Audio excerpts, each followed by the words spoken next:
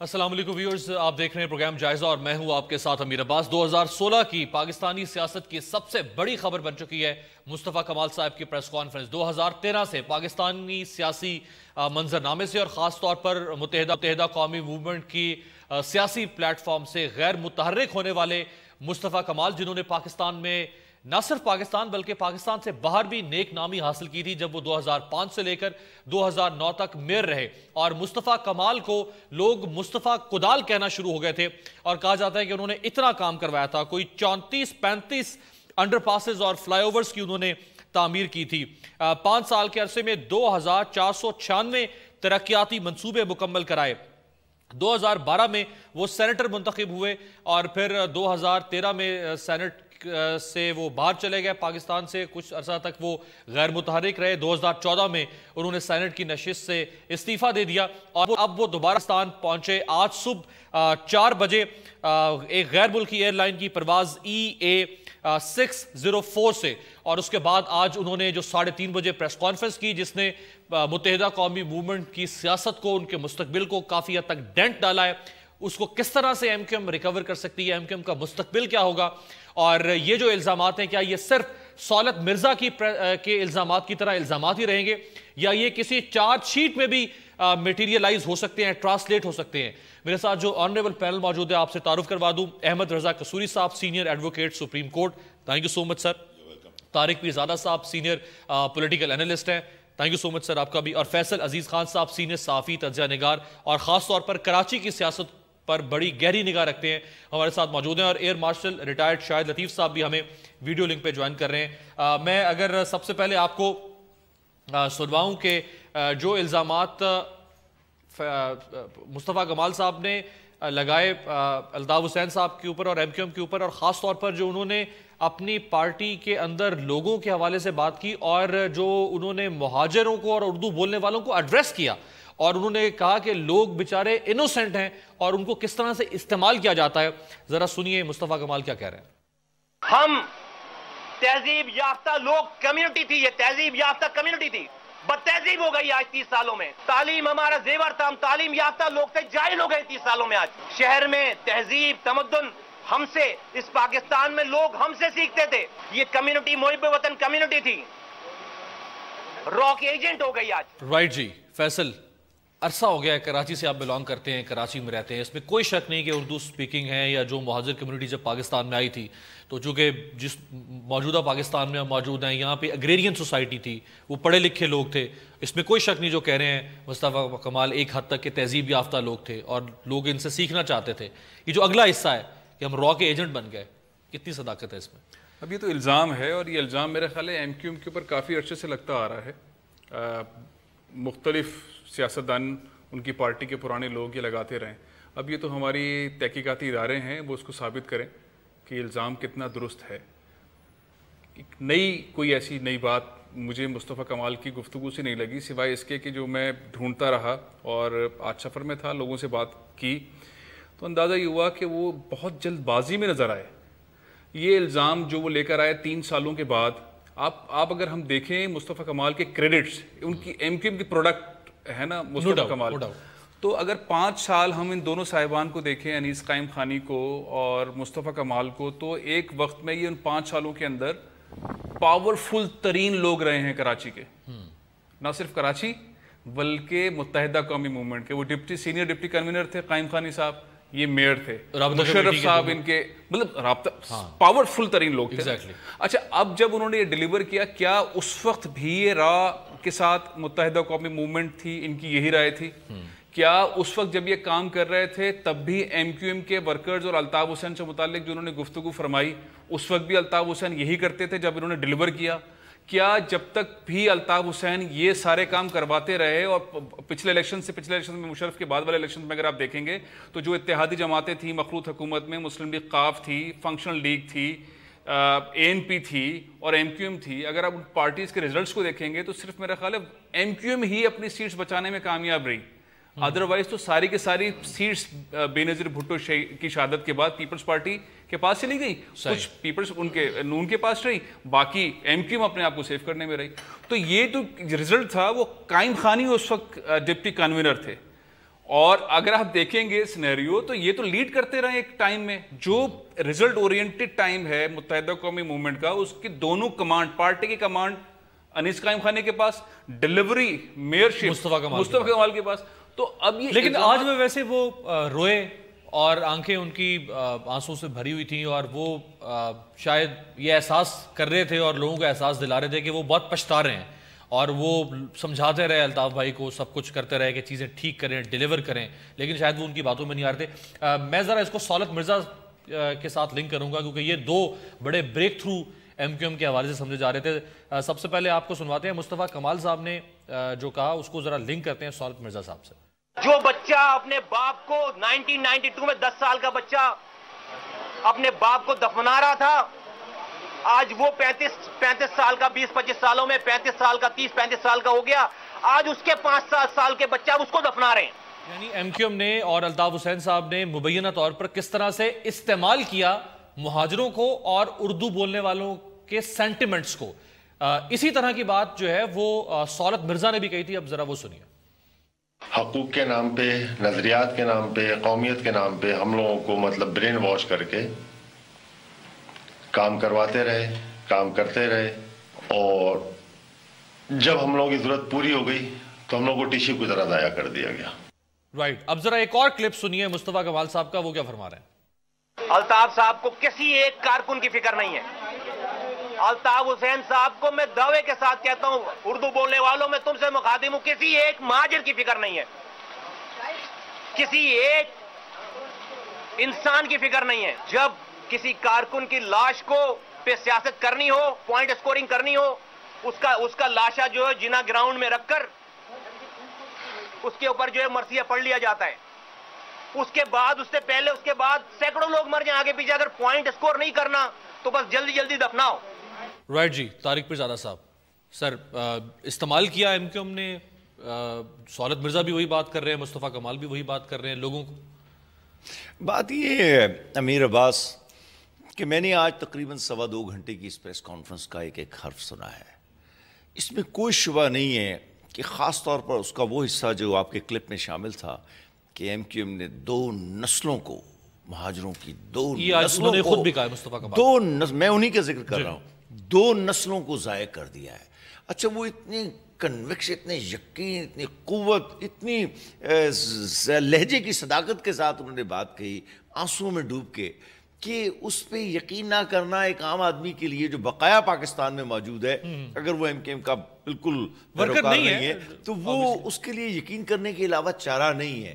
تو یہاں تک میں ضرور کہوں گا کہ بے انتہا پراثر تقریر تھی, اور اس سے ایم کیو ایم کو کم از کم جب تک کہ وہ کوئی زوردار جواب نہیں دیتی, اور جب تک کہ 2018 کا الیکشن نہیں آ جاتا, اس دوران اس تقریر کے اثرات, اور اگر وہ کوئی پارٹی مؤثر انداز میں قائم کرنے میں کامیاب ہو جاتے ہیں تو اس سے نمٹنے کے لیے کچھ نہ کچھ کرنا پڑے گا. ایک بات. دوسری بات ایک جو میرے ذہن میں ہے وہ یہ ہے کہ مصیبت یہ ہوتی ہے کہ عقیدت, سیاست کے اندر عقیدت جب آتی کا عنصر جب آتا ہے تو وہ اندھی ہوتی ہے. چنانچہ وہ جو ماننے والے ہیں کسی لیڈر کے, ان کے دلوں سے لیڈر کی تصویر کو مس کر کے نکالنا ایک معجزے سے کم نہیں ہوتا. وہ بیشتر حالات میں ناکام ہوتی ہے یہ کوشش, لیکن تاریخ میں واقعات ایسے بھی ہیں کہ یہ کوششیں کامیاب بھی ہوئی ہیں. اب دیکھنا یہ ہے کہ جو مصطفیٰ کمال کی خوبصورت شخصیت کا وہ امیج جو خود ایم کیو ایم نے پیش کیا تھا 30 سال میں, 25 سال میں, ان کے ہاتھوں سے 300 ارب روپے خرچوائے اور ان کے ہاتھ میں کرپشن کا الزام نہیں ہے, جس طرح وہ گئے خالی ہاتھ اور جس طرح وہ خالی ہاتھ آئے, اگر یہ واقعات درست ہیں تو پھر میں یہ کہوں گا کہ ایم کیو ایم کے لیے بہت بڑی مشکل تو کھڑی ہو گئی ہے. لیکن اس کے ساتھ ساتھ میں عقیدت کی طرف واپس آؤں گا کہ ایم کیو ایم نے ابھی بہت بڑا الیکشن جیتا ہے, یہاں تک کہ پی ٹی آئی کا صفایا کر دیا. لوکل گورنمنٹس میں کراچی, حیدرآباد, میرپور خاص, جبکہ دیکھیں اس میں کچھ شبہ نہیں ہے کہ الطاف حسین کی اپنی شخصیت کے متعلق تو بے شمار سوالات موجود ہیں, بلکہ اگر اسے کیا کہتے ہیں ڈاکٹر فاروق ستار کے اس حلف نامے کے حوالے سے اور مختلف چینلوں پر جو انہوں نے گفتگو کی ہے کہ اگر مختلف چینل الطاف حسین کی تقریروں کے کچھ حصے ایڈٹ کر دیا کریں تو کچھ مصیبتوں سے بچا جا سکتا ہے, اس سے اصل میں تصدیق ہوتی ہے جو اس نے مصطفیٰ کمال نے آج کہا. لیکن عقیدت کا کیا کیا جائے کہ کراچی کے لوگ سیاسی عقیدت کی بنا پر جو انہیں الطاف حسین سے ہے اس کو نکالنے میں دل سے کراچی کے لوگوں کے لیے بڑا وقت چاہیے. رائٹ جی. ایک پریس کانفرنس ہوئی تھی بڑے سینئر پولیس آفیسر انہوں نے, اور اس میں طاہر لمبا اور کچھ اور اس قسم کے دہشت گردوں کو پیش کیا گیا میڈیا کے سامنے, جس میں انہوں نے اس بات کا اعتراف کیا کہ ایم کیو ایم کے تعلقات ہیں را کے ساتھ. اس کے علاوہ پیپلز پارٹی کے بہت سارے لوگ, چاہے وہ ذوالفقار مرزا ہوں, چاہے وہ شرجیل میمن ہوں, وہ شدید اور سنگین الزامات لگاتے رہے ایم کیو ایم کے اوپر. اور خود نواز شریف صاحب 2 دفعہ وزارت عظمیٰ کے عہدے پر فائز رہنے والے اور اب تیسری بار وزیر اعظم بنے, انہوں نے آج سے 5-7 سال پہلے جو کچھ کہا تھا ایم کیو ایم کے بارے میں, ذرا وہ سنیے. ایم کیو ایم کو کلیئر کرانا چاہیے پہلے اپنے آپ کو. وہ اپنے ملیٹنٹ ونگز کے ذریعے سے, عسکری بازو کے ذریعے سے وہ دہشت گردی میں ہی رہنا چاہتے ہیں, کیونکہ پاکستان میں دہشت گردی, معاف کیجیے گا میں بات سچ کرتا ہوں, دہشت گردی جو ہے اس وقت اس کی بنیاد ڈالی گئی جب ایم کیو ایم نے سیاست میں قدم رکھا. اس سے پہلے کبھی پاکستان میں دہشت گردی والی سیاست نہیں تھی. اور جب میں وزیر اعظم تھا دہشت گردیاں ہو رہی تھی کراچی میں, حکیم سعید تک کو مار دیا گیا جو پاکستان کے انتہائی وفادار انسان تھے. تو جب ہم نے پھر فیصلہ کر لیا کہ اب ایم کیو ایم کے ساتھ ہم آگے نہیں چل سکتے, ہم نے کہا آپ کا راستہ ادھر ہے, ہمارا ادھر ہے. رائٹ جی. 2 دفعہ وزیر اعظم رہنے والے اتنا سخت الزام لگا رہے ہیں ایم کیو ایم کے اوپر. ایم کیو ایم کے اندر سے لوگ نکل کے باہر آ رہے ہیں, سہولت مرزا ہو یا مصطفیٰ کمال ہو, انیس قائم خانی ہو, وہ الزامات لگا رہے ہیں. پیپلز پارٹی جو 8 سال سے رول کر رہی ہے سندھ کے اندر, وہ الزامات لگاتی رہی ہے ایم کیو ایم کے اوپر, لیکن کوئی بھی ان الزامات کی تحقیقات کرنے کے اوپر آمادہ نہیں ہے. یہ ذرا جانیں گے قصوری صاحب سے ایک شارٹ بریک کے بعد. بریک کے بعد ویلکم جی. احمد رضا قصوری صاحب سے ذرا جانتے ہیں کہ قصوری صاحب, ایم کیو ایم کے اندر سے لوگ ہوں, رولنگ پارٹی پاکستان پیپلز پارٹی ہو, پی ایم ایل این ہو جو اس وقت رول کر رہی ہے, اور جس پارٹی کے وزیر اعظم, جس طرح میں نے سنوایا بریک سے پہلے کہ وہ کہہ رہے ہیں کہ ایم کیو ایم نے سیاست میں دہشت گردی کی بنیاد رکھی, حکیم سعید کے قتل تک میں ایم کیو ایم کے ملوث ہونے کا الزام لگا دیا. اگر P M L N M Q M کا احتساب نہیں کر سکتی, پیپلز پارٹی احتساب نہیں کر سکتی, اور اسٹیبلشمنٹ کے حوالے سے بھی جو بھی کہا وہ بھی ذرا میں سنواؤں گا آگے, تو پھر یہ ایم کیو ایم کو یا تو چھوڑ دیں الزام لگانا, ایم کیو ایم کو سیاست کرنے دیں جیسے وہ کر رہی ہے, یا پھر آپ اس طرح کے الزام نہ لگائیں. دیکھیں اپنا امیر باز, 2 قسم کے ٹرائل ہوتے ہیں. ایک ہوتا ہے جوڈیشل ٹرائل اور ایک ہوتا ہے میڈیا ٹرائل. ہم تو نہیں کر رہے ویسے. جو جوڈیشل ٹرائل ہوتا ہے that is the real trial, جس کو تاریخ میں اس کا ایک مقام ہوتا ہے اور اس کو ڈسلوج کرنا بڑا مشکل ہوتا ہے. میڈیا ٹرائل ہوتے رہتے ہیں, اسی زینت بنتے ہیں اخباروں کی سرخیاں.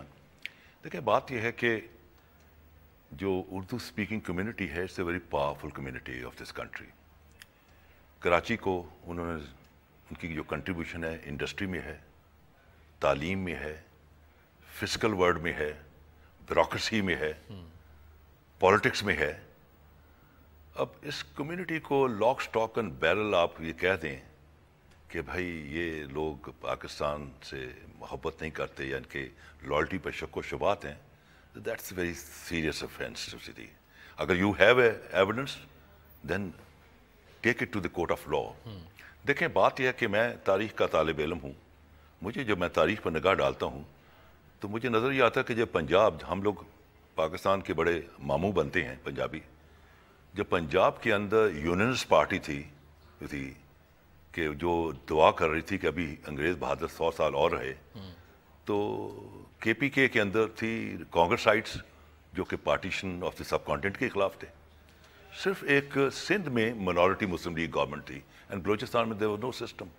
دی اونلی پروونس جہاں آپ کو میسو مینڈیٹ ملا مسلم لیگ کو, that was Balochistan, that was اپنا ایسٹ پاکستان, جس کو آپ نے الوداع کہہ دیا. اب چیز یہ ہے کہ یو پی کا مسلمان, یو پی سی پی بہار کا مسلمان جو تھا, اس کو پتا تھا کہ بڑے سے بڑا پاکستان بھی بنا تو اس پاکستان کی باؤنڈریز میرے گھر کے قریب سے نہیں گزریں گی. لیکن اس کے باوجود جتنی شدت سے وہ نعرہ لگا رہا تھا کہ لے کے رہیں گے پاکستان اور بن کے رہے گا پاکستان, وہ نعرہ نہ پنجاب میں لگ رہا تھا, نہ KPK میں لگ رہا ہے کہیں اور. سر یہی تو مصطفیٰ کمال کہہ رہے ہیں کہ اس کمیونٹی جو ہے اس کے I agree with him. I'm only supporting him. So therefore, please don't talk about Urdu speaking people. They are wonderful people. They are the backbone of this country. They are intellectual backbone of the country. They are the industrial backbone of the country. They are in the bureaucracy.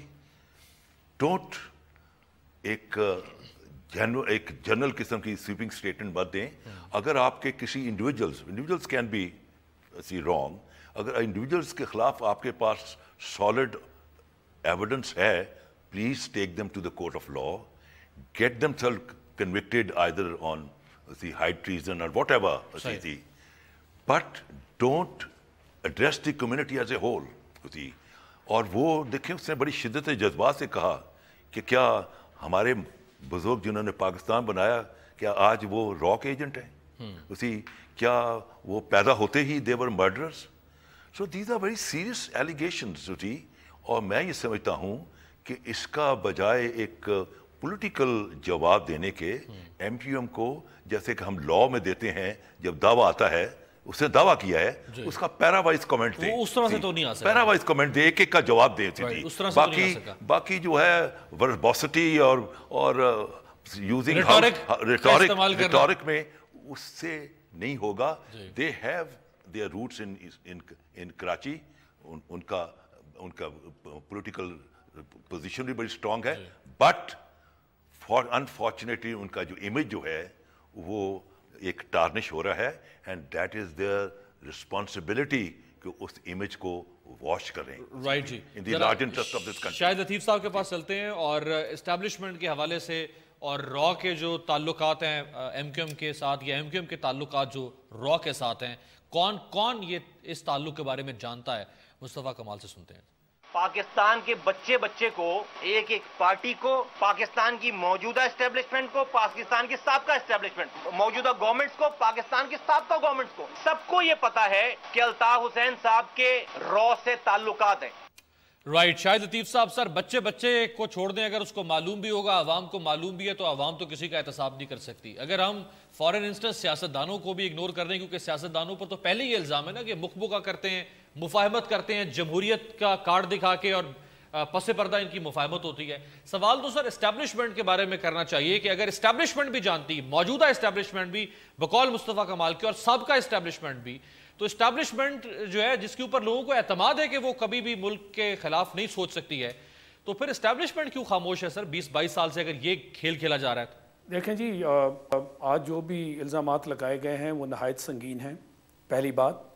دوسری بات یہ کہ بالکل میں ابھی جو قصوری صاحب کہہ رہے تھے کہ یہ میڈیا ٹرائل سے بات آگے جانی چاہیے.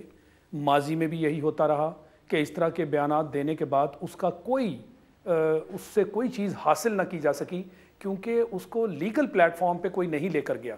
تو یہ جرت ہونی چاہیے نا, جب اتنی بلند زبان سے آپ اس طرح کے بیانات دیں گے, اور یہ نہایت سنگین بیانات اور الزامات ہیں.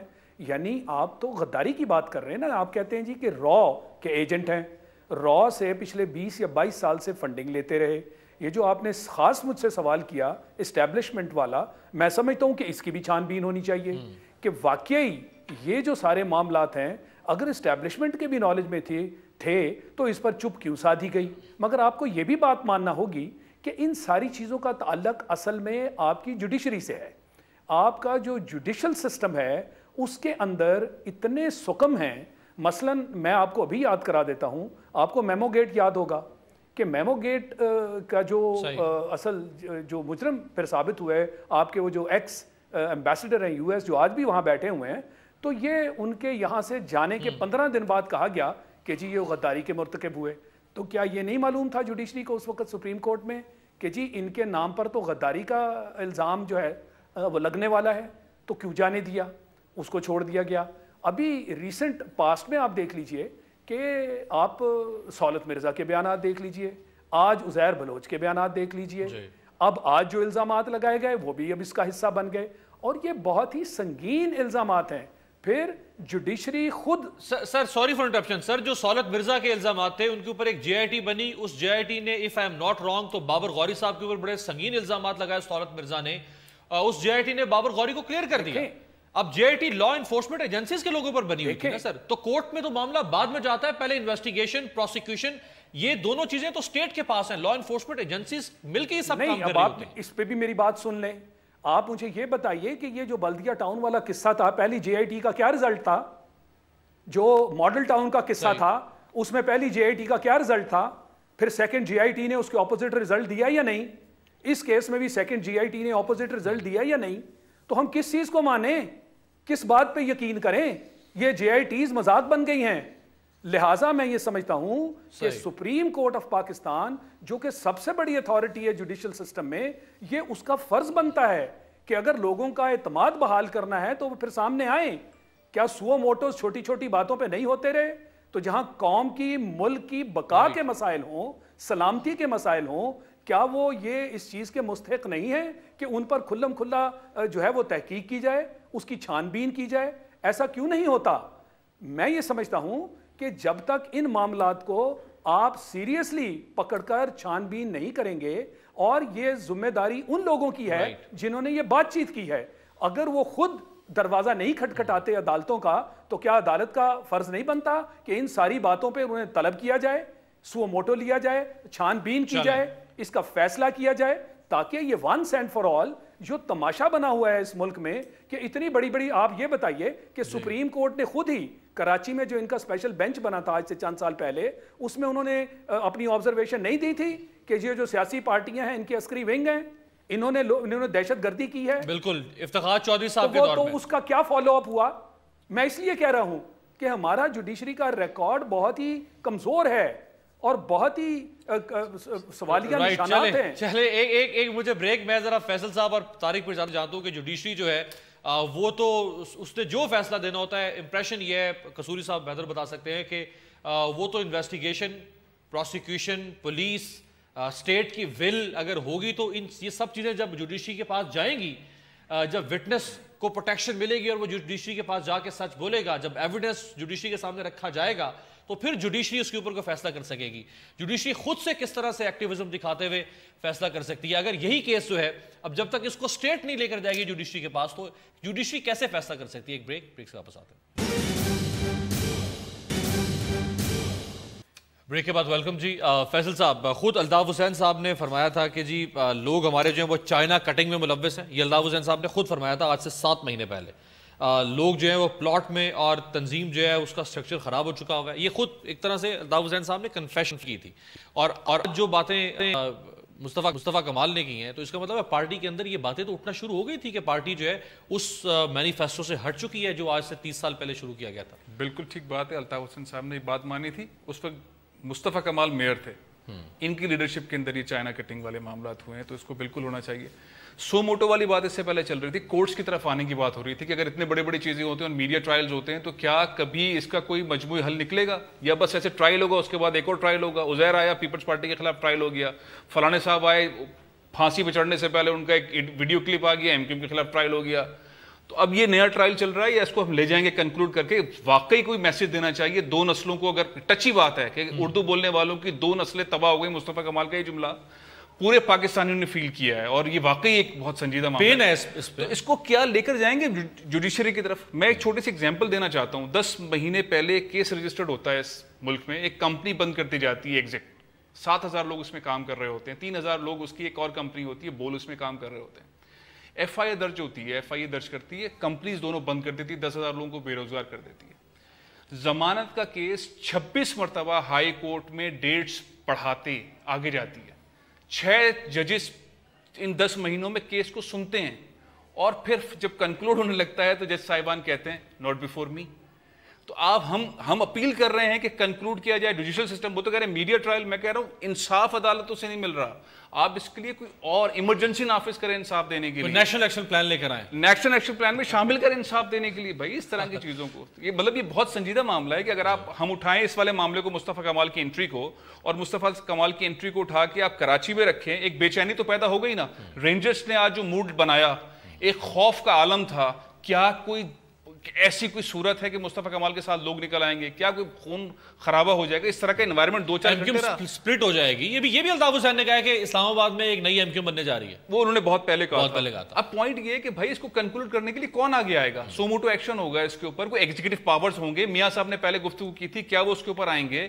کیا الطاف حسین کو ان کی پریس کانفرنس کے بعد وہ درجہ حاصل نہیں رہے گا؟ مجھے تو ایسا نہیں لگتا کہ آپ ایک پریس کانفرنس ایک آدمی آئے 3 سال کے بعد خاموش رہے، آ کے 2 گھنٹے میں اسپیچ کرے اپنی ایک اور روئے دھوئے اور وہ بولے کہ الطاف حسین یہ، الطاف حسین یہ، اور ایک نیا الزام نہ لگا اور ایم کیو ختم ہو جائے. تو سالڈ قسم کی سچویشن کی ضرورت ہے. سالڈ قسم کی اگر سچویشن ہم نہیں دیکھیں گے تو ایک اور میڈیا ٹرائل اور پھر اور ایک اور میڈیا ٹرائل، ہم وہیں کھڑے رہیں گے. رائٹ جی.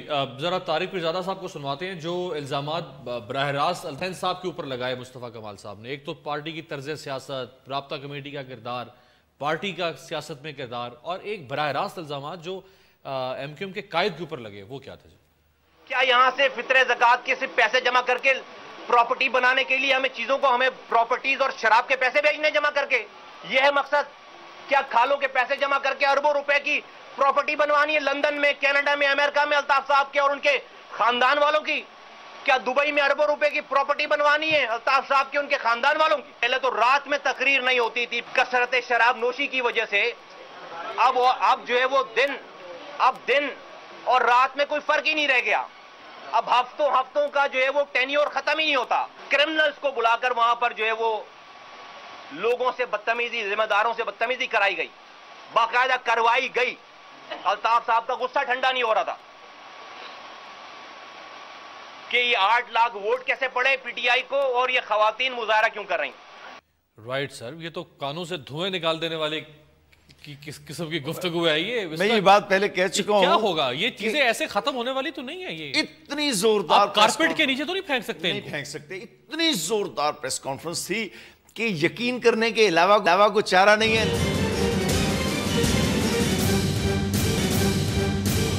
سر یہ اگر ہم اس کو ایک چارج شیٹ سمجھ لیں، فرد جرم لگا دی ایک طرح سے انہوں نے، الزامات کی پوری فہرست ایم کیو ایم کے اوپر، ان کے قائد کے اوپر. اسی طرح سے سعادت مرزا کی بھی ایک پوری چارج شیٹ تھی. اب یہ چارج شیٹ کیا میٹیریلائز ہو سکتی ہے، ٹرانسلیٹ ہو سکتی ہے ایف آئی آر کی صورت میں؟ کیا اسٹیٹ اس کے اوپر کوئی کارروائی انیشیٹ کر سکتی ہے؟ بالکل ہو سکتی ہے جی. بات یہ ہے کہ اگر انیشیٹ نہیں ہوگی تو پھر یہی ہوگا کہ یہ صرف سیاست ہو رہی ہے، اس میں کوئی ریالٹی کا عنصر کم ہے. میں یہ سمجھتا ہوں جی کہ جس قسم کی ہم چیزیں ڈسکس کر رہے ہیں اس سے چند ایک چیزیں جو ابھر کے آ رہی ہیں وہ نظر آ رہی ہیں کہ یہاں جوڈیشل سسٹم کلیپس ہو چکا ہوا ہے، جوڈیشری بالکل کلیپس کر گئی ہے، بیوروکریسی کلیپس کر گئی ہے، پالیٹکس کلیپس کر گئی ہے. There is no such thing as parliament. Rule of law collapse کر گیا. Where are we heading towards? I think we are heading towards a disastrous kind of situation. میں نے آدھا پاکستان اپنی آنکھوں کے سامنے ٹوٹتے دیکھا. I was member parliament. In 1970 I was member parliament. میری آنکھوں کے سامنے آدھا پاکستان ٹوٹا ہے. مجھے اس قسم کے سمٹمز نظر آ رہے ہیں، اور اگر رائٹ کائنڈ آف فورسز نے کوئی ڈیسیژن نہ لیا اور یہ اسی طرح ہی ہم اسی اپنے جو ہے حالات میں گمسم رہے تو مجھے بڑی کرائسس سچویشن نظر آ رہی ہے. یہاں کہیں سول وار نہ ہو جاتی ہو اسی. یہاں مجھے ایک فرینچ ریولوشن قسم کا ٹائم آ رہا ہے جس میں کہ فرینچ رائل فیملیز کی لاشیں انہوں نے گھوڑوں کے پیچھے باندھ کے گھسیٹی تھی. اب گھوڑوں کا زمانہ نہیں تھا. اب گاڑیوں اس کے بیٹے کو، اس کی بیوی کو جس طرح سے ڈریگ کر کے لائے تھے اور کہا تھا کہ اب گاڑیوں کے پیچھے لاشیں ہوں گی. یہ جتنے بھی لوگ ہیں حاکم جہاں بیٹھے ہوئے ہیں، یہ ہوش کے ناخون لیں. Things are boiling. See, people are losing confidence in the state. اور یہ جو مہینہ ہے مارچ کا، یہ مجھے بڑا اہم مہینہ نظر آتا ہے. اور دعا ہے کہ کرائسس کنٹرول ہو جائے اور سسٹم بچ جائے. مجھے مٹی ڈالنے سے کرائسس کنٹرول کرنا تو وہ نہیں کرے بہتر ہے. مجھے مارچ کا مہینہ قومیں جو ہیں وہ چیزوں کا ریزالو نکالتی ہیں. شاہد صاحب، یہ جو رائٹ فورسز کی طرف اشارہ کیا قصوری صاحب نے، تو رائٹ فورسز کے اوپر ہی الزام لگتا رہا ہے کہ رائٹ فورسز ہی چیزوں کو بناتی ہیں، خراب کرتی ہیں، بگاڑتی ہیں. ایک کھیل چل رہا ہے، ایک ویشیس سرکل ہے، میوزیکل چیئر ہے، پالیٹکس ہے، اسٹیبلشمنٹ ہے، ایکس وائی زیڈ، ایک عجیب. اور لوگ اس میں جو ہیں وہ بیسیکلی تو مذاق سٹیٹ کے ساتھ اور لوگوں کے ساتھ ہوتا ہے نا اس سارے کھیل میں. دیکھیں میرا خیال ہے اب ذرا ماضی سے ہٹ کے موجودہ حالات کی طرف ہمیں ضرور دیکھنا چاہیے. امیدیں حالات کے مطابق یا بنتی ہیں یا ٹوٹتی ہیں. کم از کم پچھلے 8 سال سے 10 سال سے آپ یہ جو اس وقت جو دوسری طاقتوں کی بات کی جا رہی ہے ان کا رویہ دیکھ لیجئے, اور ان سے شکایات تھیں کہ جی ماضی میں جمہوریت کو انہوں نے نہیں پنپنے دیا. اب بتائیے کہ کیا اس طرح کی کوئی پچھلے 7-8 سے کسی کو شکایت ہے؟ پچھلا 5 سال کا ٹینیور ایک سول حکومت نے گزارا نا, اور جو کچھ انہوں نے کیا وہ بھی سب کے سامنے ہے. کتنے موقع تھے اس وقت ان کے انٹروین کرنے کے, کیا کسی نے کیا؟